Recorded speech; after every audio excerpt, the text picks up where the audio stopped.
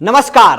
राज्यसभा में प्रधानमंत्री नरेंद्र मोदी ने जिस तरीके से आज अपने विरोधियों, खासकर जो किसान आंदोलन के नाम पर जिन्होंने अराजकता फैलाई है, उन पर करारा वार किया है और आज उन्होंने उन पर एक नई संज्ञा दे दी है। उनका नाम है आंदोलनजीवी और वो परजीवी हैं।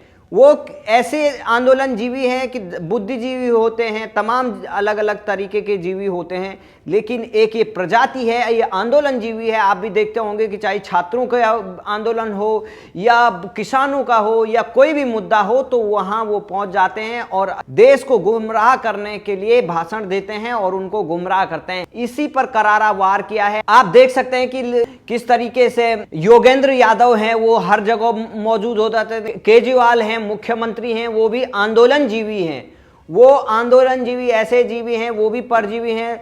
वो मुख्यमंत्री होते हुए भी हर जगह कूद जाते हैं और राहुल गांधी भी उसी श्रेणी में अपने आप को जानने लग गए हैं। उनको भी वही पहचान हो गई है, क्योंकि वो तो कहीं अपने पार्टी को खड़ा नहीं कर पा रहे हैं सही ढंग से और वो आंदोलनजीवी बनते जा रहे हैं। और इस पर मेधा पाटकर भी आंदोलनजीवी है, परजीवी है। वो भी हर दूसरे के मंच पे पहुंच जाती है, जहां भी कोई भी मुद्दा हो वहां अपनी बकवास करने वहां पहुंच जाते हैं। और राकेश टिकैत भी नए आंदोलनजीवी परजीवी बन चुके हैं। वो कभी कुछ कह रहे हैं, कभी कोई यू टर्न ले रहे हैं, कभी कोई यू टर्न। तो किसान आंदोलन पर उन्होंने डायरेक्ट अटैक किया। जो ये एफडीआई तो अच्छा है, लेकिन फॉरेन डिस्ट्रक्टिव आइडियोलॉजी, जो जिस तरीके से देखा होगा टूल किट के सहारे फॉरेन में खालिस्तानी हो या जो भारत विरोधी ताकतें हैं, वो किस तरीके से भारत को नीचा दिखाने के लिए, भारत को बदनाम करने के लिए और भारत में इस तरीके से अशांति फैलाने का काम कर रहे हैं। चाहे वो ट्विटर के माध्यम से हो, अपने ट्वीट के माध्यम से हो,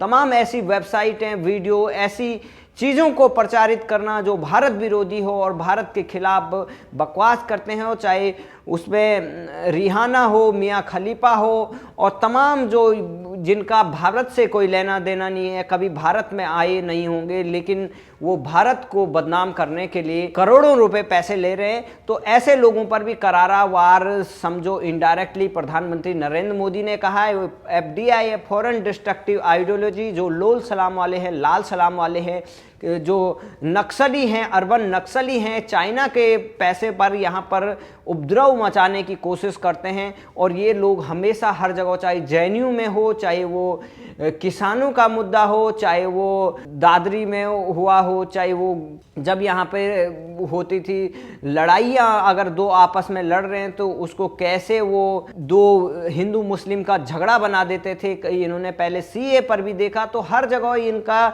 ये परजीवी जो है, इन परजीवियों पर करारा वार किया है आज प्रधानमंत्री नरेंद्र मोदी ने। और जिस तरीके से सचिन तेंदुलकर हो या सहवाग बैटिंग करते थे, उसी तरीके से आज विरोधियों पर करारा वार किया। और मनमोहन सिंह की बात को भी कहते हुए उन्होंने कहा कि जो मनमोहन सिंह कहते थे वही हम आज कर रहे हैं, लेकिन उस पर भी आपको दुख है। आप श्रेय ले लीजिए, हम क्योंकि हम आपका ही काम कर रहे हैं। तो जिस तरीके से गुलाम नबी आज़ाद को भी उन्होंने इनडायरेक्टली जैसे ट्रोल किया, तो वो बहुत ही अलग तरीका है। प्रधानमंत्री नरेंद्र मोदी जब भी आते हैं तो विरोधियों को इस तरीके से धूल चटा देते हैं और राज्यसभा में वही देखने को मिला। ये परजीवियों का जो किसान आंदोलन है उस पर करारा वार किया है। और उन्होंने ये बात भी कही है कि किस तरीके से कोई भी मौका हो, चाहे घर में हम इधर उधर अगर टेबल भी इधर उधर करते हैं तो उस पर भी घर वाले कोई ना कोई सवाल उठा देता है। कोई बोलता है इसको इधर क्यों कर दिया। अब ये नया बिल है, चाहे शास्त्री जी के टाइम पे किसान हरित क्रांति जो आई, किसान जय जवान जय किसान का जिन्होंने नारा दिया, उनके टाइम पर भी किस तरीके से इन लाल सलाम वालों ने वो किया, आंदोलन किया, लेफ्ट पार्टियों ने आंदोलन किया और ये बात कही कि आप अमेरिका के एजेंट हैं, अमेरिका के इशारों पर काम कर रहे हैं। अब भी उनका वही नारा है। और जिस तरीके से ये फूफा फूफी का वो है, वो हमेशा नाराज होना है, उनका नाराज होना स्वाभाविक है। तो फूफी यहाँ पर सोनिया गांधी है और वो हमेशा नाराज होती है, क्योंकि उनको कोई भी अच्छा काम हो या बुरा काम उससे लेना देना नहीं है। उनकी एक स्वाभाविक प्रक्रिया है, वो स्वाभाविक उनकी एक ऐसी प्रकृति है कि वो हमेशा नाराज होते हैं। तो जिस तरीके से प्रधानमंत्री नरेंद्र मोदी ने यहाँ पे आज अपने विरोधियों पर करारा वार किया, वो विरोधी सकपका गए हैं और उनके होश उड़ चुके हैं, क्योंकि जिस तरीके से ये किसान आंदोलन है, किसान आंदोलन को सीधे उन्होंने कहा कि आप चले जाइए, आप भ्रमित मत हो, पंजाब को मत बदनाम करो, तमाम चीज़ें ये कही है। एमएसपी रहेगा, एमएसपी पर कोई छेड़छाड़ नहीं होगी।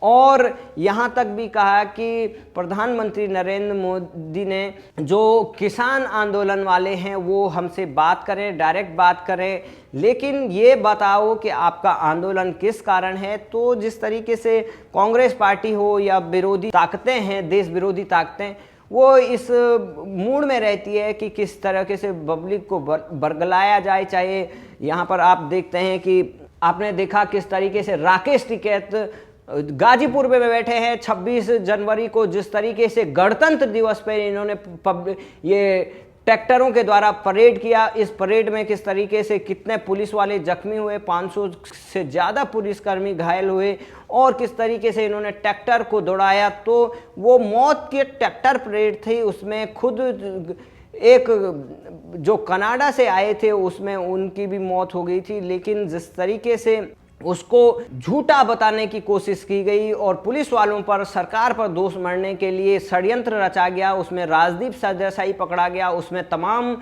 कांग्रेसी लोग पकड़े गए। वो चाहते थे कि प्रधानमंत्री नरेंद्र मोदी के खिलाफ इस तरीके से आग भड़काई जाए, लेकिन वो वीडियो था, वो वीडियो में कैद हो गया और उसमें वो खुद ही पकड़े गए कि किस तरीके से वो स्टंटबाजी कर रहे थे।